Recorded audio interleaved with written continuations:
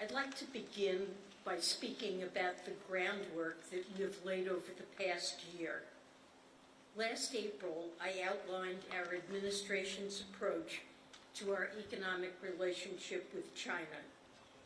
President Biden and I are clear-eyed about the complexities of this relationship. Our priorities include protecting our national security and that of our allies, advancing an objective of a healthy economic relationship with a level playing field for American workers and firms, and cooperating on China where both countries can and must. It's undeniable that the U.S.-China relationship is on a stronger footing today than this time last year. And this was not preordained. It was the direct result of President Biden's guidance to me and his cabinet to intensify our diplomacy with China and put a floor under the relationship. Over the past year, I've met in person with my Chinese counterpart, Vice Premier He Lifeng, 3 times, including in the San Francisco Bay Area, where I call my second home. We established economic and financial working groups that have seen substantive, in-depth conversations. These build on the candid and constructive meeting between President Biden and President Xi in Woodside, California last November. Through these exchanges, my team and I have been able to advance the interests of the American people. We've set forth our own economic policy priorities and gained an improved understanding of China's. We've advocated for specific steps to ensure American workers and firms are treated fairly. We've directly communicated American national security concerns, and both countries have clarified potential misunderstandings to prevent unintentional escalation. And we've restarted cooperation on issues where our interests coincide. Last November, the Vice Premier and I took the important step of affirming key areas of agreement, including a commitment to work toward a healthy economic relationship that provides a level playing field for both countries. This progress matters. Given the size of our economies, the U.S.-China economic relationship is among the most important bilateral economic relationships in the world. And it matters deeply for American workers and firms. In turn, the American people expect their leaders to do the hard work of economic diplomacy. That's not the type that always generates headlines. It's one that keeps at it despite the noise in order to advance a responsible approach to the complex challenges that we face. President Biden and I are committed to such an approach, and it's what brought me here to China. Over the past week, I've had the opportunity to make progress on issues that matter to Americans. I've had productive, direct, and extensive meetings over 4 days in Guangzhou and Beijing with China's economic leadership, including Premier Li, Vice Premier He, Governor Pan, and Finance Minister Lan. I've also met with those outside of the central government, including American and other foreign businesses, Chinese academics and students, and local government leaders with practical, on-the-ground economic policy responsibilities. Let me outline 3 areas where we've made significant progress this week.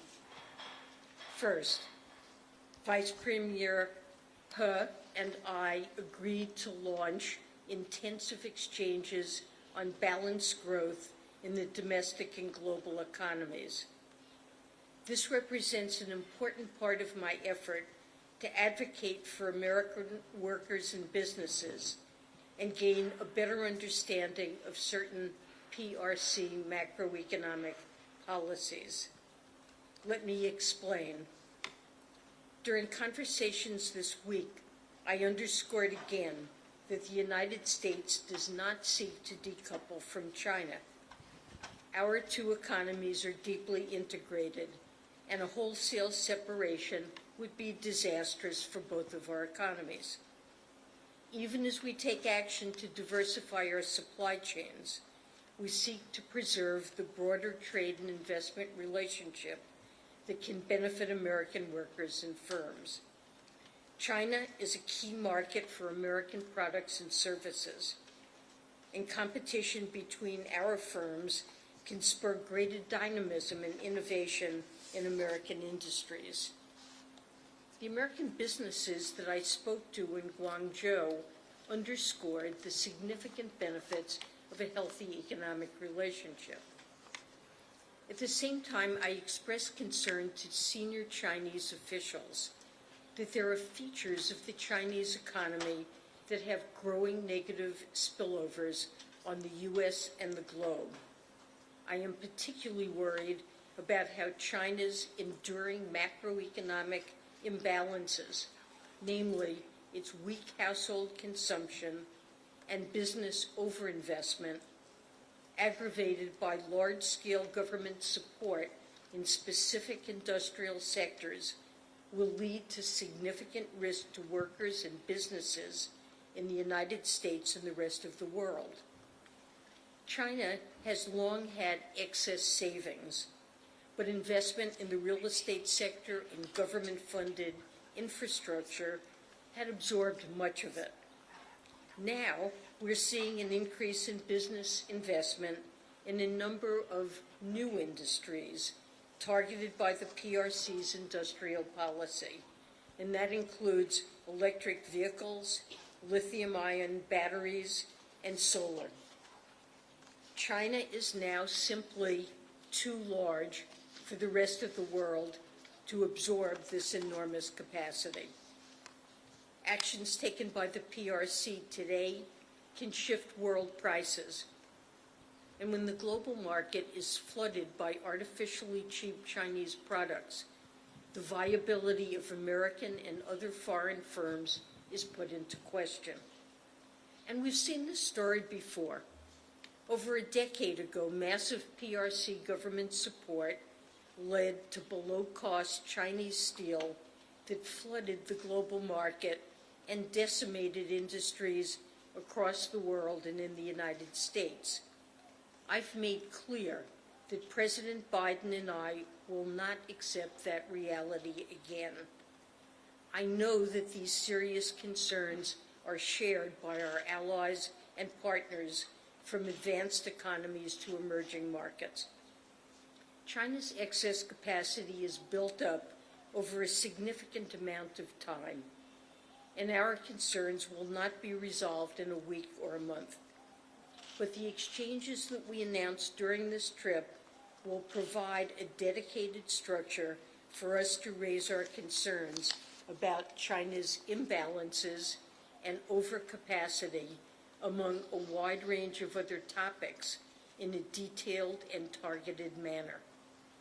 We intend to underscore the need for a shift in policy by China during these talks, building on the over 2 hours I spent on this topic with the Vice Premier last week. This is part of our effort to advocate for American industries and prevent the significant economic disruptions we've seen in the past.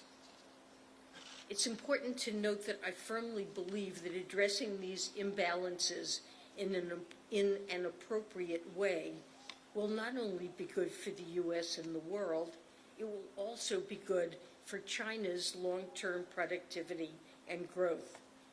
Importantly, we have and will continue to emphasize that our concern about overcapacity is not animated by anti-China sentiment or a desire to decouple.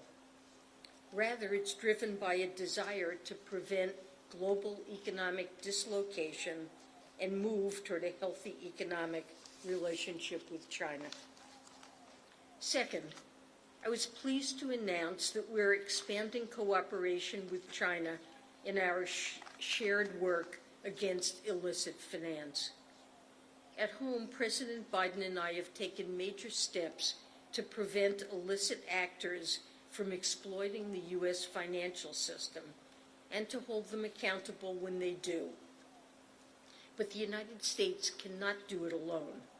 Weaknesses in financial regulatory regimes abroad, in China and other countries around the world, also provide an avenue for financing for criminal organizations, human traffickers, drug traffickers, fraudsters, and other malicious actors that can harm Americans and our national security. From now on, a new joint Treasury PBOC cooperation and exchange on anti-money laundering, established during this trip, will enable our countries to share best practices and information to clamp down on loopholes in our respective financial systems.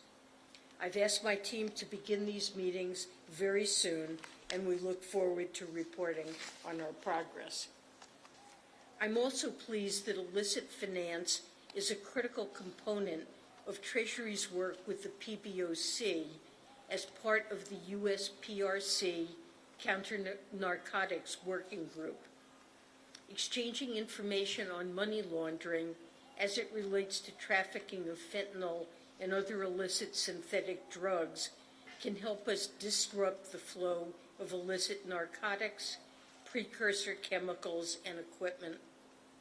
The opioid epidemic is a crisis that affects every community in the United States, large or small, with more than 150 Americans dying each day. Treasury is committed to using all of our tools, including international cooperation, to counter this threat. Third, we're announcing that we will continue a series of financial technical exchanges between the United States and China. Just like military leaders need a hotline in a crisis, American and Chinese financial regulators must be able to communicate to prevent financial stresses from turning into crises with tremendous ramifications for our citizens and the international community. Over the past few months, we've hosted several exercises with China, including on how we would coordinate if there were to be a failure of a large bank in either of our countries. I'm pleased that we will hold upcoming exchanges on operational resilience in the financial sector and on financial stability implications from the insurance sector's exposure to climate risks. These are the types of discussions that we have with other major economies. Since we know a financial issue in a foreign country can quickly cascade to ours, and I'm glad we're doing the same with China. This technical exchange builds on other spheres of cooperation. This includes our efforts to alleviate debt distress in emerging markets and developing countries. We've seen progress over the past few months on specific debt cases, such as Zambia's. I have and will continue to push as hard as I can to build greater momentum in other outstanding debt cases. I've also been pleased by the progress we've made in conversations around sustainable finance, and I'm committed to moving our climate cooperation with China forward. Alongside these specific steps, I also exchange views with Chinese officials on the macroeconomy and national security. I shared my assessment that the American economy remains strong, with President Biden's historic economic agenda driving both our current resilience and long-term growth. We also discussed risks to the resilient global outlook. I was able to learn more about how the Chinese government views their current economic and financial situation and the steps that they have and are contemplating taking. These exchanges help inform our government's own economic decision-making. We also had difficult conversations about national security. President Biden and I are determined to do all that we can to stem the flow of material that's supporting Russia's defense industrial base and helping it to wage war against Ukraine. We continue to be concerned about the role that any firms, including those in the PRC, are playing in Russia's military procurement. I stress that companies, including those in the PRC, must not provide material support for Russia's war, and that they will face significant consequences if they do. And I reinforce that any banks that facilitate significant transactions that channel military or dual-use goods to Russia's defense industrial base expose themselves to the risk of U.S. sanctions. We also exchanged information on the use of economic tools in the national security space. Going forward, I believe that we must continue to discuss how each side defines national security in the economic sphere. While the U.S. needs to continually evaluate its national security measures, given the rapid pace of technological development, we're committed to no surprises. We've privately and publicly laid out our perspective at length, along with the principles and processes that we undertake in formulating our policies. Our actions are implemented through transparent rules and regulations with ample comment periods, and we would welcome transparency from the PRC on its national security actions and greater clarity on where it sees the line between national security and economic issues. This would provide greater stability to the relationship while also helping foster confidence for firms doing business with the PRC, which is in China's interest. Vice Premier He and I committed to stay in close touch about these issues.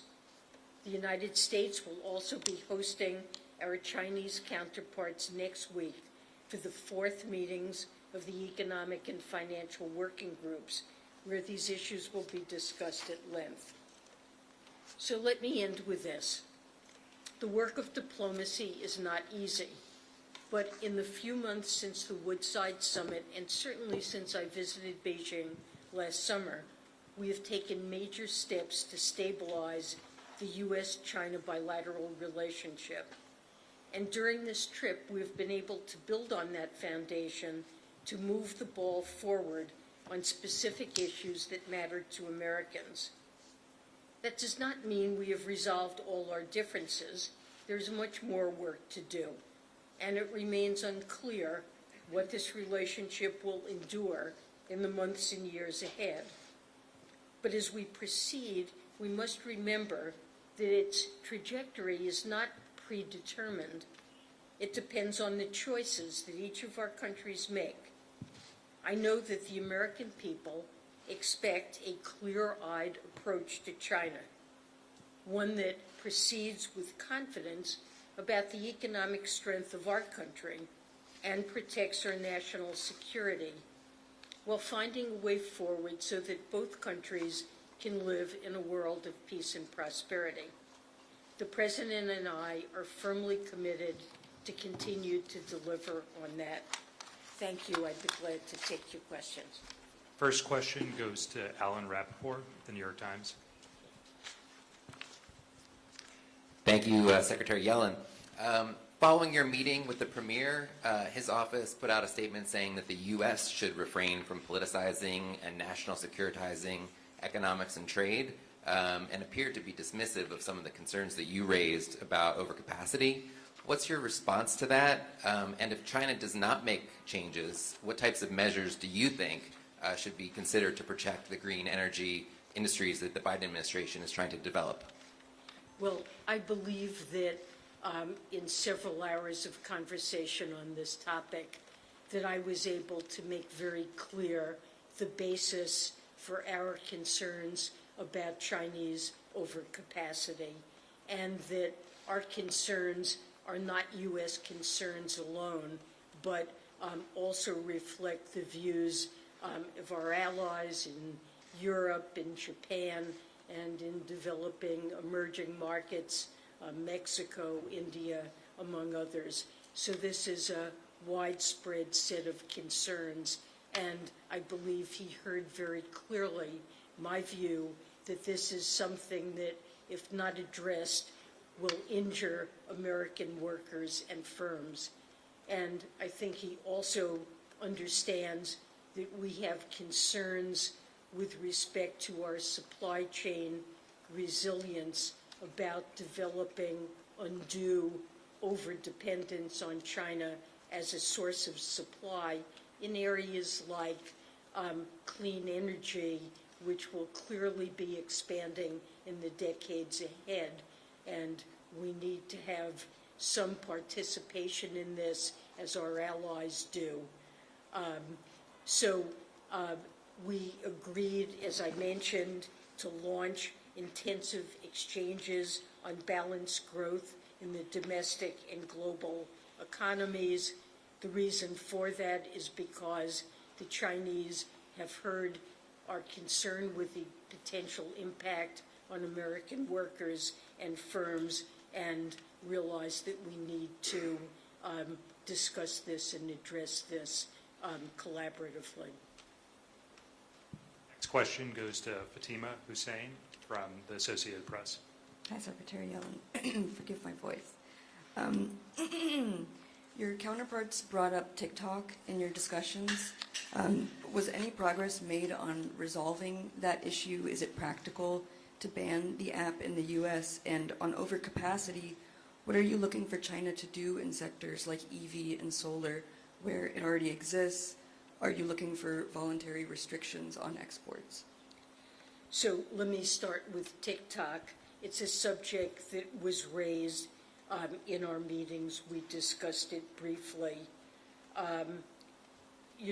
The president has made clear there's a bill in the House that, if passed, he indicated he would sign.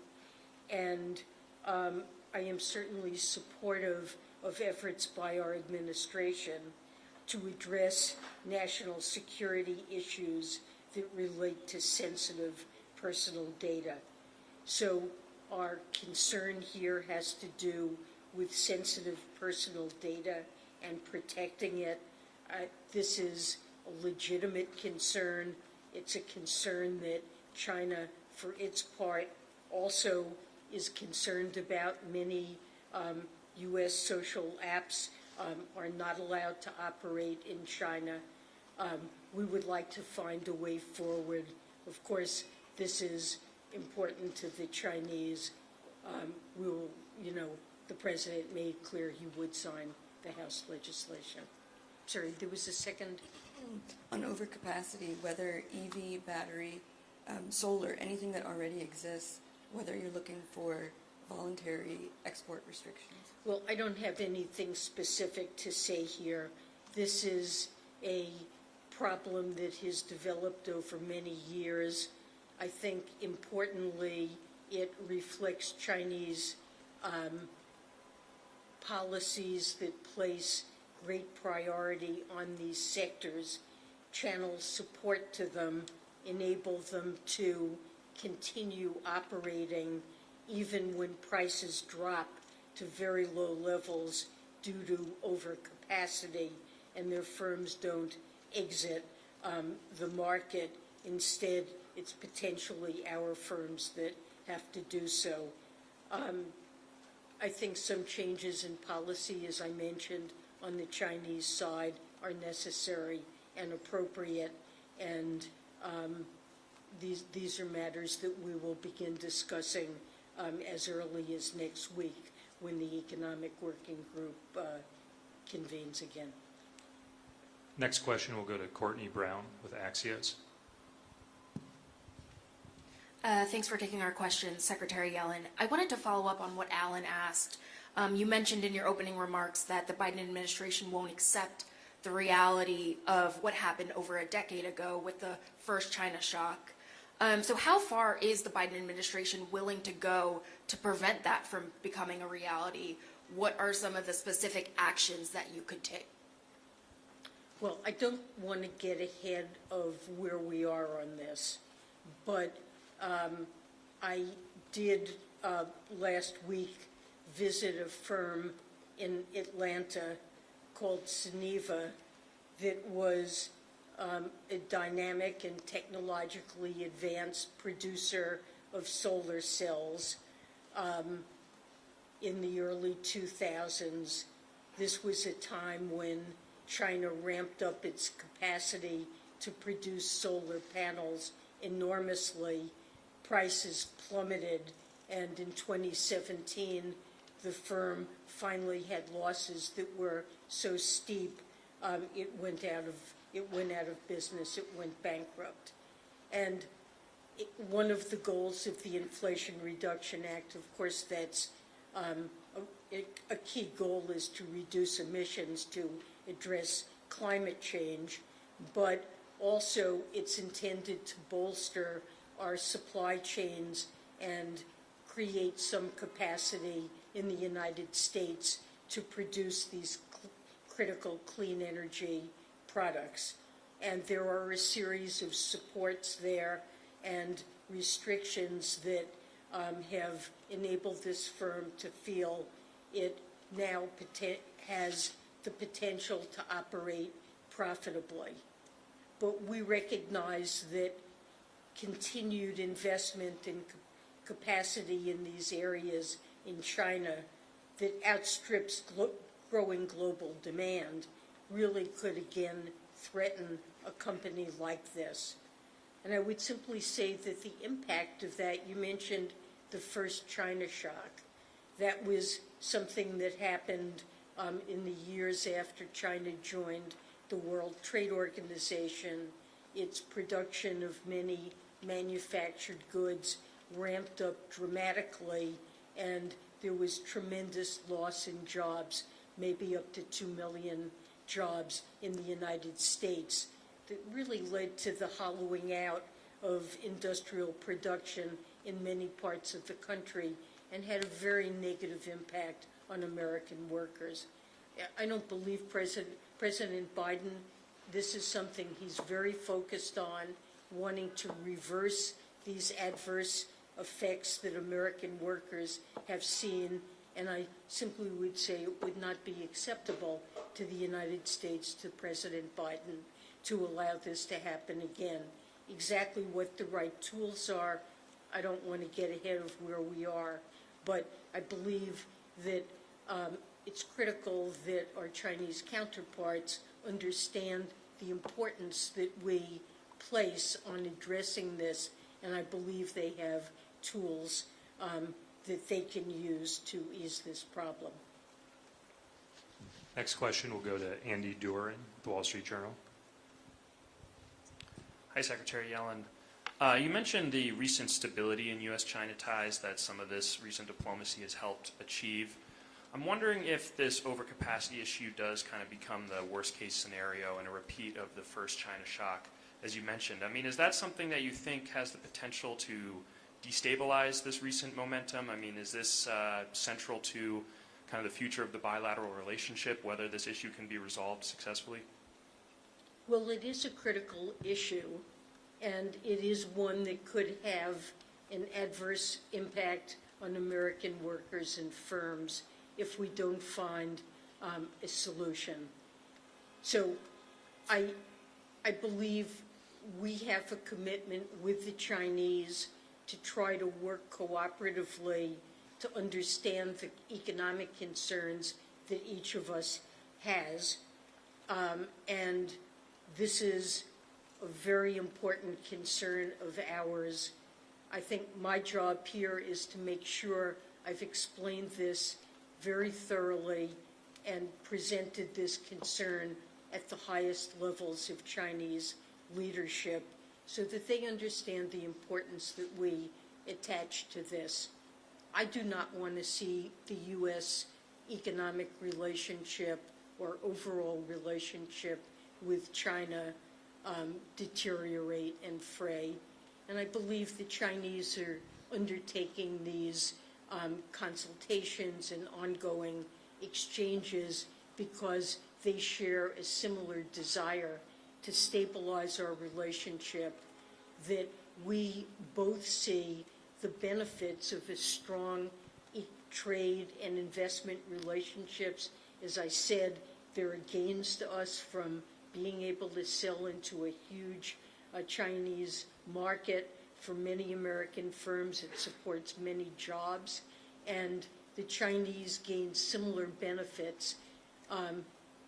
We have a deep relationship in terms of trade and investment, and I think neither side would wish to see this relationship really to decouple.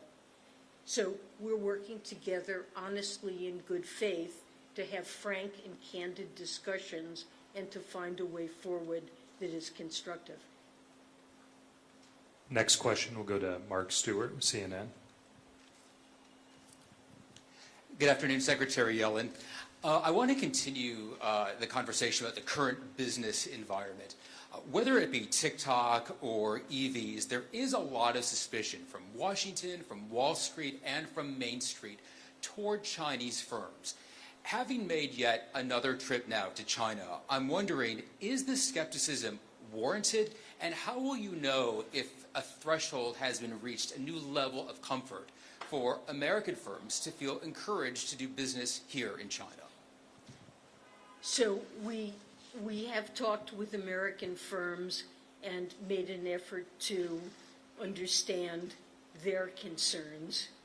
And to some extent, I think their concerns reflect Chinese actions that worry them, like actions that have been taken against certain consulting firms working with American businesses, or more recently, a decision not to allow Intel or AMD chips. And American firms are unclear exactly what kinds of steps China might take in the future.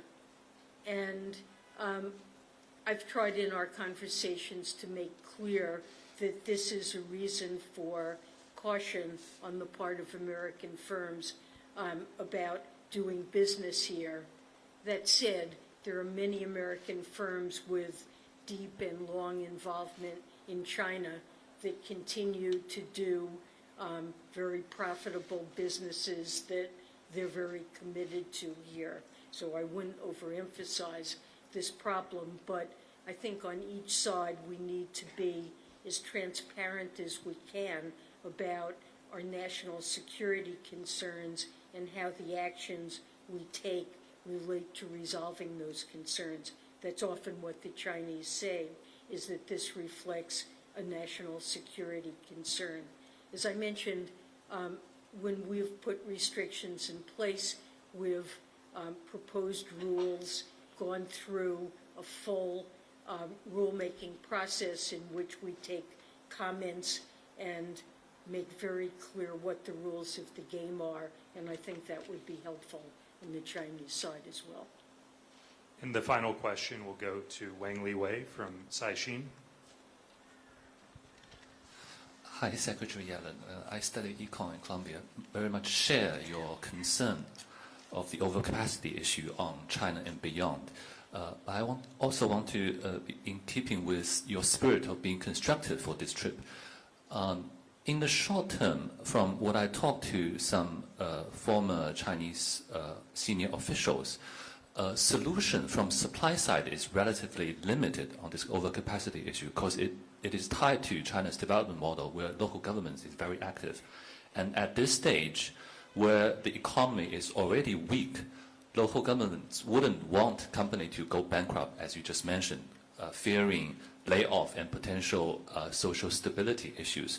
So do you get some inkling from your discussion with Chinese policymakers on what could be done in the short to medium term, or perhaps what you raised in terms of solutions, as you are a top macroeconomist? Well, there's supply and then there's also demand. And so we've had conversations with our Chinese counterparts about the demand side of the equation and the fact that China's saving rate is among the highest in the world, and even at this advanced stage of development remains close to 45%. The flip side of a very high saving rate is that consumer spending as a share of GDP is quite low in China relative to other countries at this level of income. And so one possible approach would be to boost demand and to see a larger share of GDP accrue to households to bolster their income, or to, for example, bolster retirement security, the ability to afford education for one's children, and so forth, which are motives for very high saving, and call that rebalancing. And this is a matter that we have discussed over more than a decade in China, and I too have talked to many officials and members of the academic community who think that that needs to be part of the solution. If consumer spending were higher as a share of GDP, there would be less need to have such large investment going into building supply. That concludes today's press conference. Thank you all for joining us.